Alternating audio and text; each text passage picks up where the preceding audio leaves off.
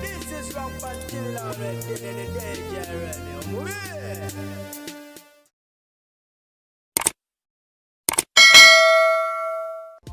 Ku Phiphie Jeethanius Nkakwoli omulungi omwagalwa mpuliriza nkwanirizaako mu dakiika eno yennyini hate nga nkwebazaako gyonna gy'otusizaako engalo olunaku olwaliro kansubire nti osiibye bulungi. Embeera ebadde ya bunkenke ku palamenti olunaku olwaliro oluvannyuma lw'omubaka omukyala okuva mu disitulikiti ey'Emityana amanyiddwa nga Joyce Bagala Ntwatwaho okubanga ate munange akwatibwa era naggalirwa poliisi ya palamenti era ng'entabwe kwevudde kwe kuba nti omukyalo ne yasitudde t-shirts eziriko obutali bumativu ku bigenda mu maaso mu ggwanga lyattu Uganda n'abeera nga ate ayingira nazo palamenti era nga ebigambo ebibadde ku t-shirts zino bibaddeko nti end torture, abduction and killings.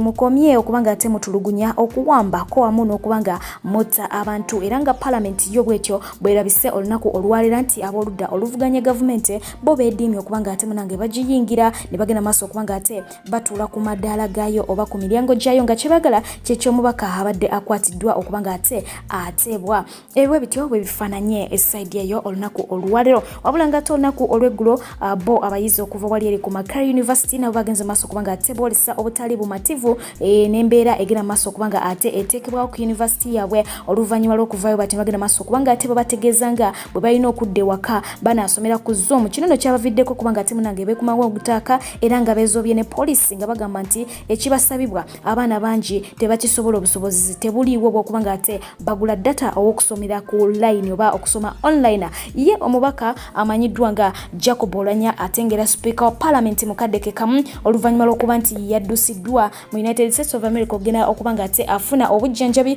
Amawulire ag'enjawulo gazigagenda maaso okubanga ate gatambulira nga bangi batusseko ne ku ssa ery'okumubika. Kino nno kibaliriza deputy speaker omukyala amanyiddwa nga Anita Among okuvaayo bw'ati agenda maaso okubanga ate ayogera embeera nga bweyimiridde era ng'ono atutegeezezza nti omukulu yasooka kuweebwa kitanda mu ddwaliro ekkulu e Mulago gye yamala weeks eziwerako ddala 2 wabula olwalebe nti embeera tekyukamu. Abasawo bati ne bagenda maaso okubanga ate bamusindika mu ggwanga erya United States of America okubanga ate afuna obujjanjabi obusingakaawo.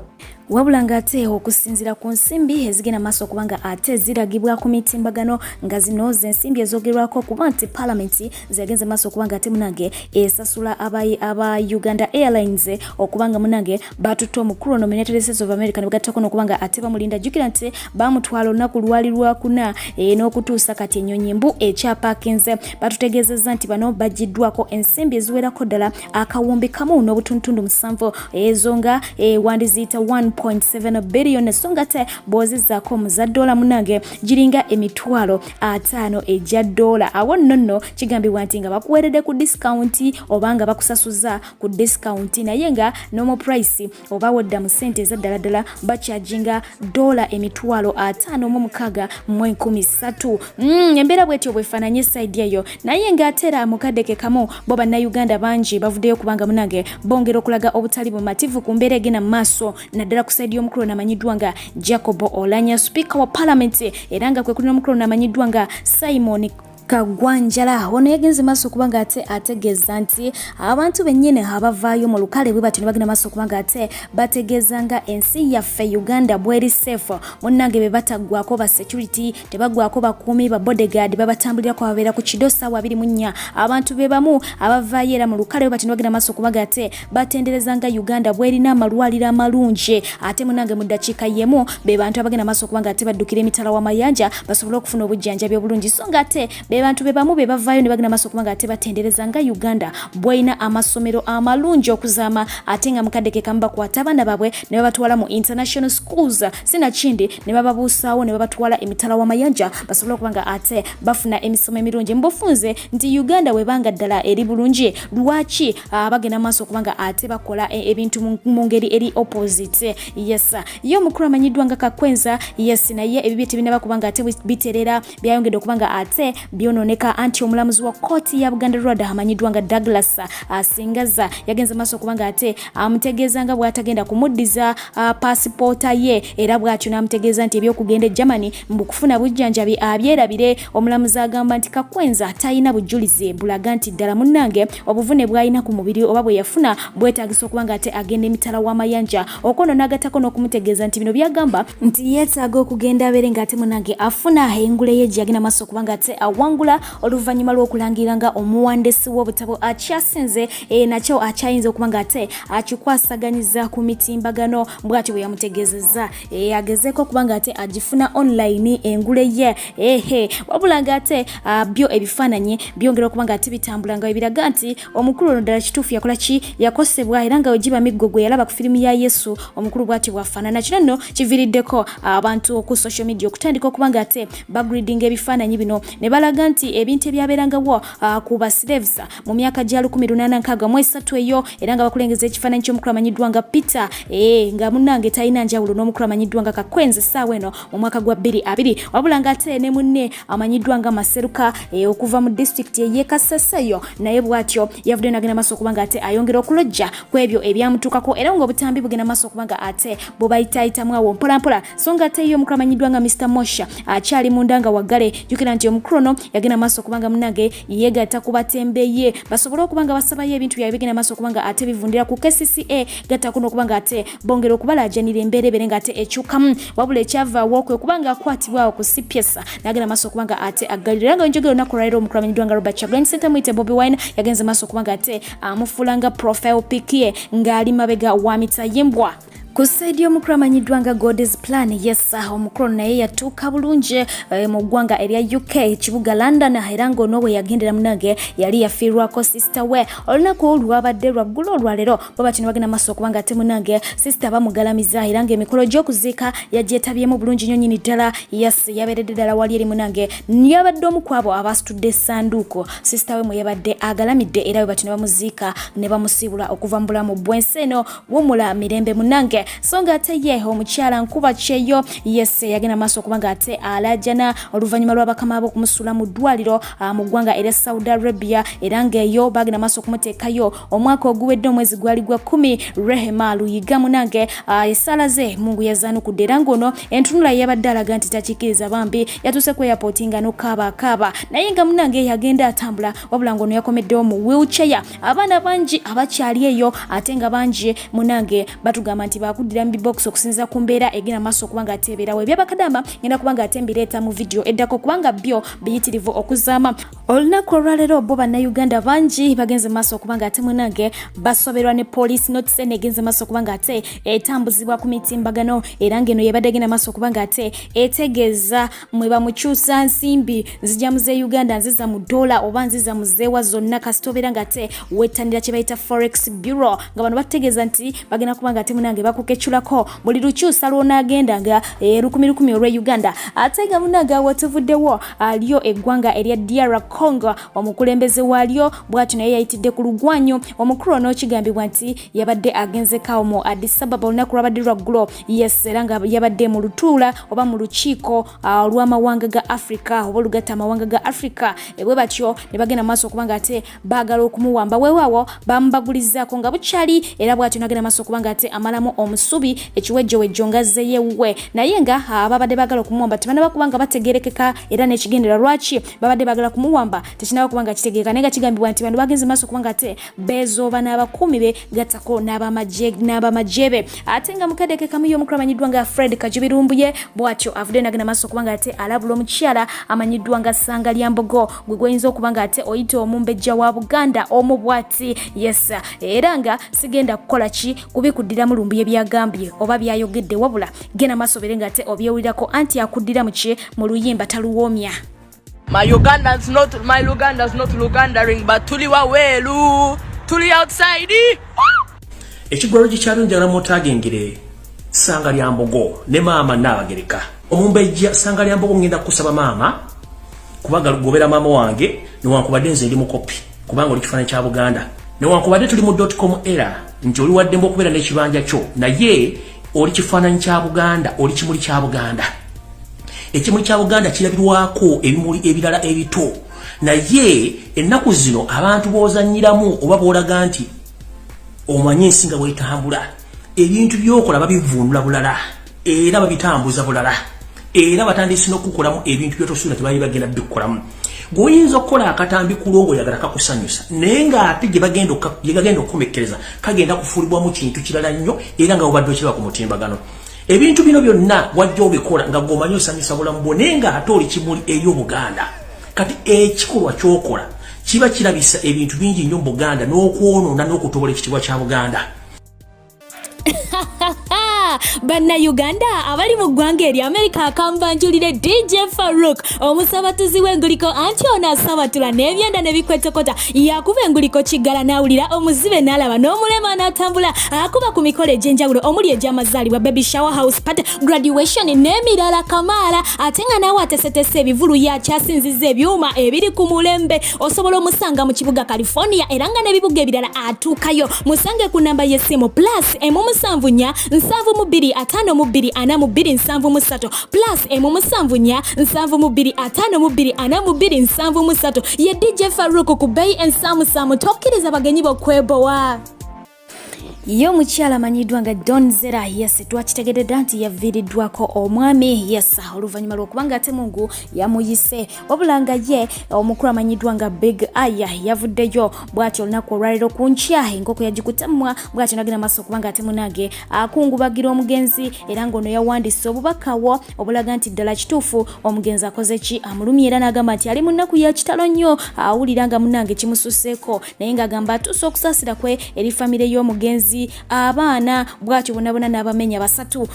naye ekinconfusinga mu ntangazeemu ku nsonga eno Naalongo Donizera alina abaana balongo babiri ow'obuwala n'ow'obulenzi bisibe abalongo b'ennengera kakati omwana Big Eye yaliwo wano bano abalongo be ba Big Eye kuba ndaba ono omuwala muzungu ate ndaba omulenzi si muzungu kati binsobera osobola okuba nga ate ontangazaamu kaawa naye nga ye Big Eye bwatyo yagenze maaso okuba nga ate abasaasira n'abasaba bagume era n'asabira n'omwoyo gw'omugenza guwumule mirembe so nga ate wetudda ku side ey'obucupa yavuddeyo bw'ati n'agenda maaso okuba nga ate alaajanira Bobi Wine n'amugamba nti munnange nsaba busabi mukama wange tegeeza abantu bo aba NUP banzisa obucupa banveeko nkole musajja mbonyebonye wedda njagala kasente okubanga nawagira Museveni obanga ne mu kibiina kya NRM musaza musango ebya politics byaggwa ddamu akagukoze ekiguwedde kyekiseera tugende mu maaso neki n'obulamu bwaffe okitegeera wabula teyekomyawo n'agenda maaso okuba nga ate awabula asaba ab'ebyokwerinda bagende mu maaso okuba nga ate babinyweza n'agamba nti bagende mu maaso okuba nga banoonyeza ku butambi obwo omuli abantu abo abakasuka obucupa babanoonyerezeeko babakwate abalala bonna babeere nga balabira ku ki kwabo era ng'ono yasabye bannamawulire babeere kini nnyo okuba nga ate munange bakwata abantu abo abakasuka obucupa bagende mu maaso okuba nga ate bakwasibwako omukono ogw'ekyuma so nga ate y'omukyala amanyiddwa nga Precious Remy naye yavuddeyo bw'ati n'agenda maaso okuba nga ate amukubirako omulanga mukyala Bindeeba n'agamba nti nagenze mu maaso okuba nga ate Ndeeba Big Eye nga bamukuba obucupa naye tekyansanyusiza n'akamu n'akatono ddala bw'atyo n'asaba abantu nti ebyobufuzi tubiteeke ebbali abayimbi tukole ki tubaleke bakole empalana tusooke tugize ebbali abayimbi mubaleke mubasonyiwe okono n'agatako okuba nga ate ategeeza bapromota nti namwe mugende mu maaso okuba nga muteekawo amateeka nti omuntu yenna anaayingira ekivulu n'akuba omuntu akacupa munnange ajja kuba nga ate ekivulu akireetera okukomaawo awo wennyini we kirina okuba nga kikoma olw'ensonga nti bonna bajja kuba bayingidde anaakuba munna akacupa nga bakikomya esente zaabwe zijja kuba nga ate zikola ki zifiirayo teri kuzibadde ez'ensonga nti bajja kuba nga basasudde. Ate nga ye Mick Wine yes akyayongera okuba nga ate atwalibwa sakete naye nga ono bw'atyo avuddeyo n'agenda maaso okuba nga ate ategeeza ab'ekibiina kya National Unity Platform abatandise okuba nga ate bamuteeka oluvannyuma lw'okulabikirako omukyaki omukulu amanyiddwa nga Pastor Bujingo n'abategeeza nti temweraliikirira nze nkyali mu kibiina kya National Unity Platform okitegeera era nammwe abatanjagala mbasabira Mungu agende mu maaso okuba nga ate abakyusa mukyuse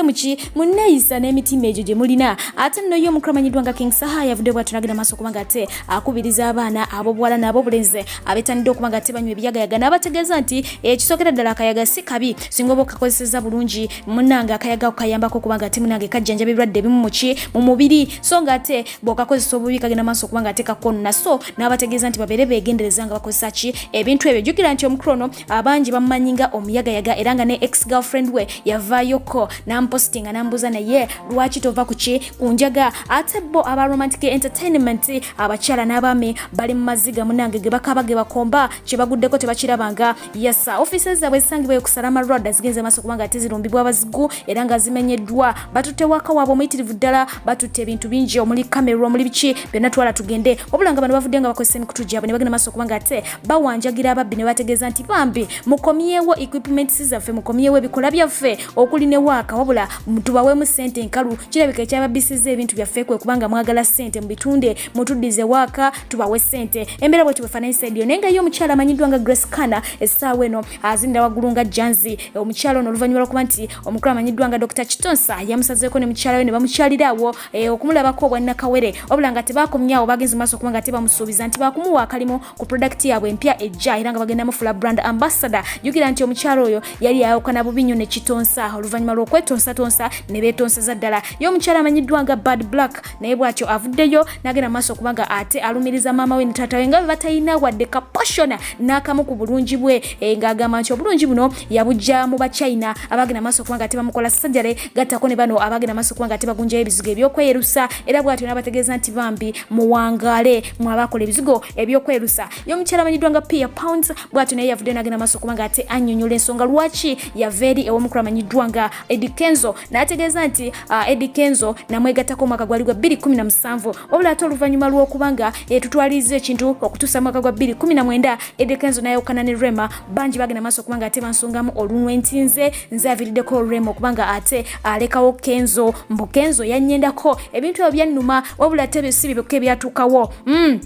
abantu bangi batandika okuba nga tebanteeka abawagizi ba Rema nga bansanga banjogerako bubi abamu no bankubako n'obucupa nga nnyimba ebyo no byannumira ddala ne ŋŋamba yo waye atava ku mulungi afaweza wanyewaawo kankwatemu obwange mbeere ng'ate nva wano ate nga ye n'abakoowa kuno omukyala amanyiddwa nga Winnie Nwaja naye bw'atyo yavuddeyo n'agenda maaso okuba nga ate ayanukula abatesi abateeka negative comments ku content we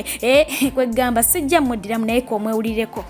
now njagala mugende mwetuge do whatever you want to do ate tugenda kukola ebiyongera okubanyiiza njagala mwetuge buli omu afuna omuti kwe yeetugira mumanyiira nnyo mwana omuntu anyumirwa bibye nga gonyiiga muli balogo maani temulina beewammwe bye ate ye omukyala amanyiddwa nga kwikiriza Rebecca yassa bwatyo yavudde bwati naye n'agenda mu maaso okubanga munange atumatizanga bw'otayinza kukola mukolo n'omusubwa era bw'omusubwa ogwo teguba mukolo tebambaga tekuba kwanjula era n'akutegeeza nti genda mu maaso bere ng'ate omwekwata jjukira nti oyo ne Rema n'abalala bangi awo be bagenze maaso okubanga ate bakwasaganya ekintu ky'omukolo ensangi zino ate ye omukyala amanyiddwa nga Jamila Kalunja amazaalibwa ge twali twakagavaamu gye buvudde kawa wabula ng'ate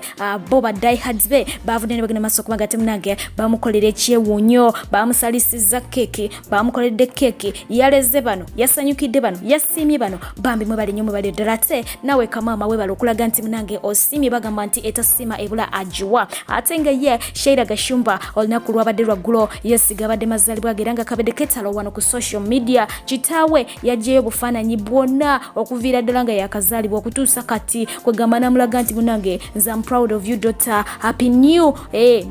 what kyonna kyekiri naye nga ye omukyala agenze maaso okuba nga ate atulaga nti Bryans yamutonedde ekirabo kyansimbi empitirivu okukamala wo aba social media inlaws tebanaba kubanga bakikkiriza bagamba nti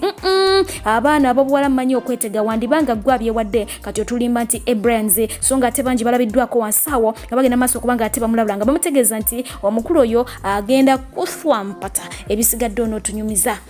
okudda ku saidi y'omukulu atagejja atakoga amanyiddwa nga Dr. Jose Chameleona ne mukyala we Daniela yes bagenze maaso okuba nga temunange bajaguza amazaalibwa ga muwala waabwe ng'awezezza emyaka wajinda 10 happy birthday baby girl yes ate nga wano tulinawo omukulu amanyiddwa nga Joshua Roya ono bamuzaala ennaku z'omwezi nga 1 February naye munange message njirabye kikeereze ono y'omu ku abo abafiira mu comment section n'agamba nti keetonye kagwake Phiphie nina okuba nga ate mwebaza eggulire lyakoze eyawangalira eyo Singapore kansuubire bwekityo bwe kiri naye nga munange tukwagaliza amazaalibwa amalungi ate nga mukadeke kamu ye omukyala amanyiddwa nga Babiri nga asinzira Saudi Arabia agamba nti ayagaliza sister we Gloria amazaalibwa amalungi happy birthday beautiful ate nga ye Nalongo Jennifer okuva e Saudi Arabia naye bw'ati agamba nti ayagaliza abalongo be amazaalibwa amalungi okuli Waswa Governor ne Kato Davine agamba nti mwe bale kubeera baana balungi mwe bale kubeera baana betowaze baana bawulize baana bakakkamu kwegamba abasabira Mungu aberenga temunanga atangaza ebisirabe mu by'omaaso munanga omukisa gwa mama mugulina waliwo na mu full swing atenga yo mukyala manyiddwa nga Phiphie asinzidde mu comment section anagamba nti ayagaliza kyali wamanyiddwa nga Alawi kavuma amazalibwa amalungi katumagaliza amazalibwa amalungi nenga nyongera okujjukiza nti gwe wenna yetazo kubanga oyagaliza omuntu w'amazalibwa amalungi kintu kyangu nnyo gina masobere nga te okope namba yangawo ate munanga oberenga osindika ku bifaananyi omuntu yerabeko munanga asimenya asimire ddala ekintu ekyabangi mumbuuza nti okikolera ssente nedda mukwano kiba kyabwerere nenga nyongera okujjukiza nti naye kyolina okubanga onkolera kiri kimu kyokka kyakubanga te otwegatta kwaliri ku page kipenzi twatandise okubanga ate munange twewuunyisa abantu ngamba abagalwa baffe yes ngera kubanga ate kuteerawo link eya mwana muwala amanyiddwa nga Natulinda ngagenda maaso kubanga ate asurprisinga mami ne daddy eranga munange basanyuse byansuso wano naye woba osinzira munange ogende maaso kubanga ate weewuunyisa omwagalwa wo nga oline RNP, that's Remy and Phiphie. Kankwagaliza ekiro ekirungi munange ate munange nalime wagunda amalana nyuka musula bulungi mbagala nnyo mweraba.